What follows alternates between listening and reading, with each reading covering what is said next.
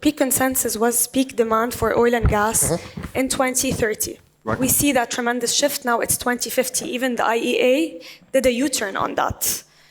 So in 2026, the data has shifted. And some argue that the West's original climate strategy was a geopolitical gift to its rivals, leaving the Western industry with expensive, volatile energy competition with China and Russia. Do you agree?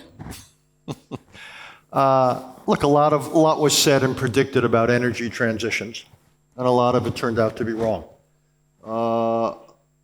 There was a sense of the desirability of fading out fossil fuels, and I think that was wildly unrealistic.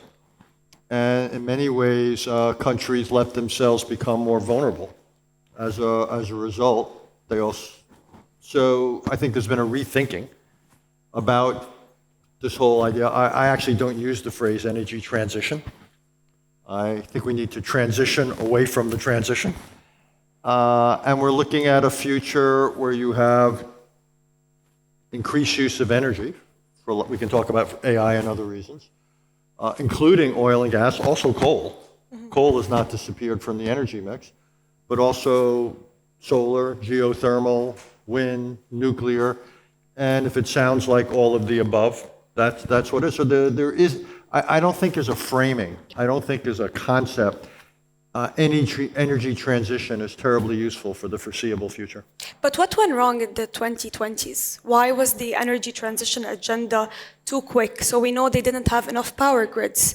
Also, they didn't have the proper infrastructure. So what happened there? Why are we at this point today? Especially that they were fearful in 2020 for us to exceed the 1.5 degrees, and we overpassed it. Well, partially it was ideological because of the emphasis on climate. And partially it was simply an incorrect estimation or prediction about the need for energy. People weren't necessarily thinking about the greater demand that we now have. So I think it was a combination of ideology and simply analytics that went wrong. And what we've had is, I guess we would call it a course correction, where we have to deal with, if you will, with the reality of energy rather than what a lot of people wanted to be the reality. And you think Europe went too fast because they shut down their nuclear power stations, their coal stations, specifically Germany? Well, I think Germany made a colossal mistake in phasing out their nuclear. Again, that was something that the Greens and others wanted. The Chancellor went along with it. I think it was a strategic error on their part. And again, the only area of energy I would argue for phasing out sooner rather than later would be coal. And it's unfortunate coal is not getting phased out. One looks at what China's doing, for example. They're ramping up their use of coal, which is unfortunate. But other forms, and I would emphasize, I think in my own country we're making a mistake by not doing enough with alternatives, with wind and solar. There's a bias against those. So again, if you look at energy demand and you look at energy supply, all of the above, and I would say with the gradual or not so gradual phasing out of coal makes the most sense. We've also got to look at efficiencies and so forth. You mentioned electricity grids. One of the real problems, again, in my own country, the United States, is the inefficiency of the grid. So there's infrastructure investments. It's not simply a question of creating more supply, though that's part of it, but we've also got to increase efficiency of use. And also we saw the recent standoff when it came to Greenland. So it moved from a real estate whim to a national security crisis. At the same time, the US launched Project Vault, a $12 billion fund to stockpile minerals. But Greenland has the garden, which is the mines, and China still owns the kitchen, which are the refineries. Almost 90% of refineries that can process these minerals are in China. Can the West actually build its own refineries fast enough to survive a total economic divorce from China before their agreement ends in November 2026?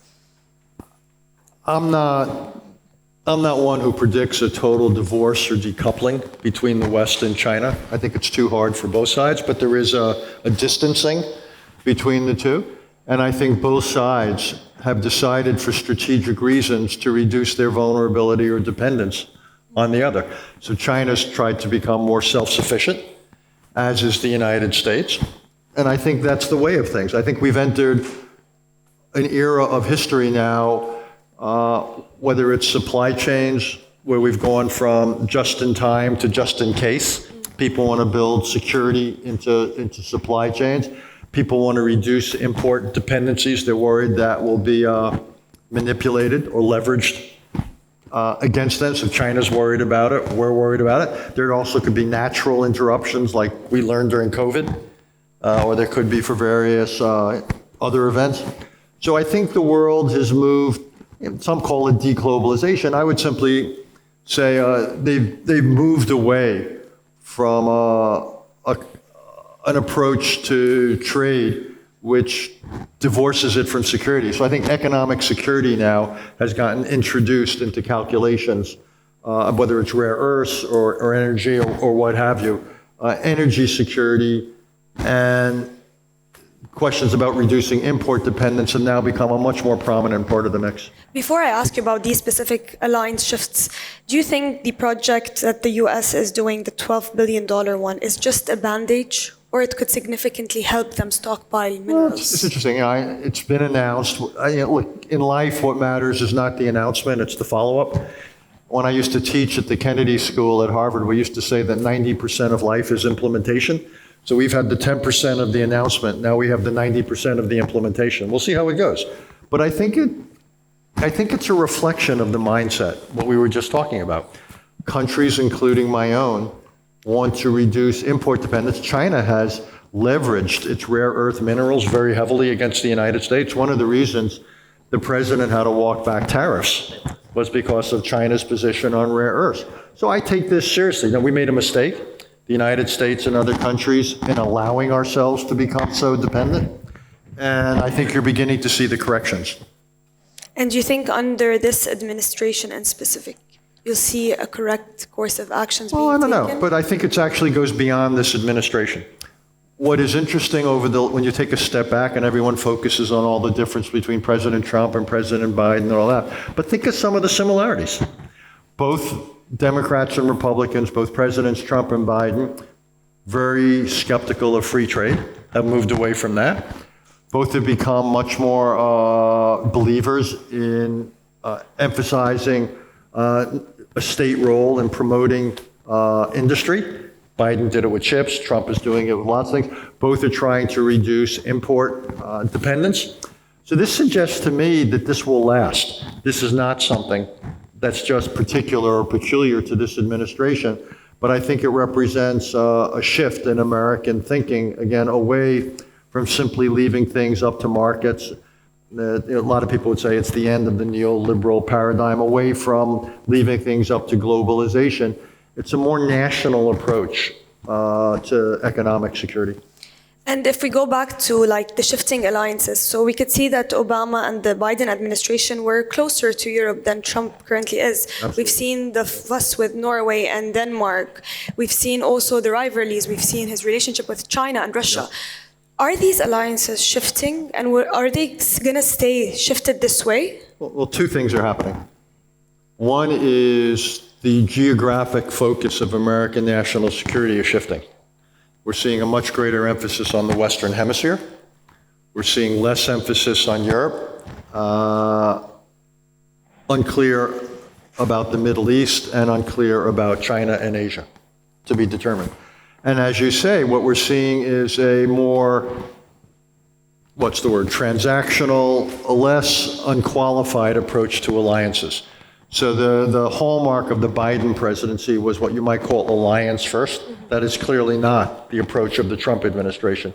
So the United States has introduced some distance, much more conditionality into its relationship with allies. I tend to think it's unfortunate, but I'm not the president, he is. And so I think that, and what we're seeing, and if you listen to the Canadian Prime Minister's speech at Davos, Mark Carney, what you heard was the leader of a, medium-sized country basically saying, we can no longer base our security simply on the United States. We have to find alternative partners, we have to become more self-reliant and so forth. Plus you have Canada's deal with China. So what you're beginning to see are countries, I believe, diversifying their security and economic portfolios away from the United States. Prime Minister Carney even went further, saying, To be closely connected to the United States economically also gives the United States leverage. We have to be careful about that. So what you're beginning to see is some really new thinking. And the question is, how does this play out? And we can sit here and project and predict, but clearly an era in which for 8 decades has defined the world of American centrality is giving way to something else. What's not quite clear is what the something else is.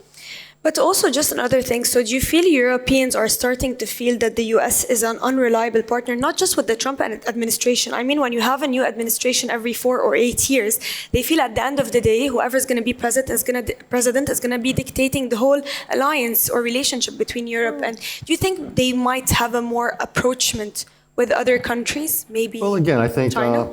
it's different under the Trump administration. The Trump administration, if you listen to what they say and read what they write, they have launched a kind of cultural war against Europe. Began with the vice president a year ago in Munich. You read the national security strategy that came out late last year. You look at the criticism of Europe. You look at the inconsistent policy towards Ukraine. So yeah, I think that's a fact of life. Tradition, but this is new. For 80 years, Democrats and Republicans were pretty consistent in their support to Europe. And I think one of the big debates in Europe right now is to what extent does the second Trump administration represent a trend, or to what extent is it unique? There's no answer to that yet. We'll have to see who succeeds Mr. Trump. But all things being equal, yes, I think Europeans have decided they need to become more self-reliant for 2 reasons. One is they're not as confident about the United States. The other, there's this country called Russia. On their doorstep, Russia is a real immediate threat, not just in Ukraine, but beyond Ukraine. So the European security conversation now is qualitatively different than it was for decades, because they face a real threat, and they don't know to what extent they can count on the United States. If I want to wrap up and speak about this region, so this region, specifically the UAE, is friends with everyone. At the same time, when it comes to energy security, they're very big on oil and gas, but at the same time, renewable energy. Do you think they're doing the perfect balance for what is needed? Well, perfect's a word I tend not to use too often, but I think the general direction makes sense. This part of the world, you've got the blessing, or the mixed blessing of enormous oil and gas resources. But it's not infinite, and it's not forever. And what you have to do is prepare for the future in 2 ways. One is you want the economies to be less oil and gas centric in terms of revenue. And secondly, you want to have the energy basis of the economies to be less oil and gas centric.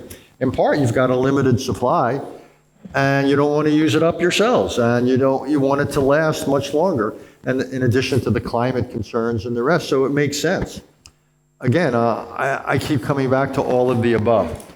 To me, that is by far the most sensible energy strategy for any country, even those who are blessed with oil and gas. And by the way, we're seeing it. We're seeing it in the UAE, we're seeing it in Saudi, seeing it in Kuwait, other countries in this part of the world. I think they understand this, that they've got to prepare for a transition.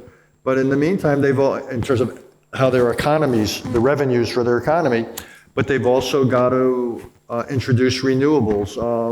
I think that makes total sense. So the UAE and the region are using their revenues from hydrocarbons usually to fund big renewable energy projects and to diversify their economy. We're seeing it year over year. The percentage of non-oil GDP is growing.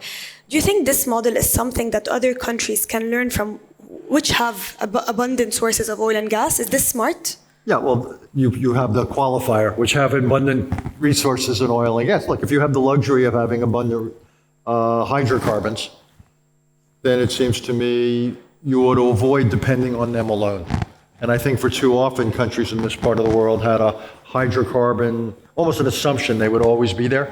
And I think what we're seeing in recent years is they're beginning to plan for a world where hydrocarbons play less of a role, both in terms of government revenues and in terms of energy sources. I think that makes total sense. For a lot of countries, they don't have, it's not a question they have to ask because they don't have the hydrocarbons. And there, what they've got to do is obviously come up with multiple sources. What they want to do is avoid dependencies on any particular part of the world, on any particular fuel, and so forth. Again, there's almost a parallel with investments. You want to diversify your portfolio. You want to hedge against certain possibilities. And that's true when it comes to finance, and I would argue it's true when it comes to energy. Thank you so much for your time. Thank you.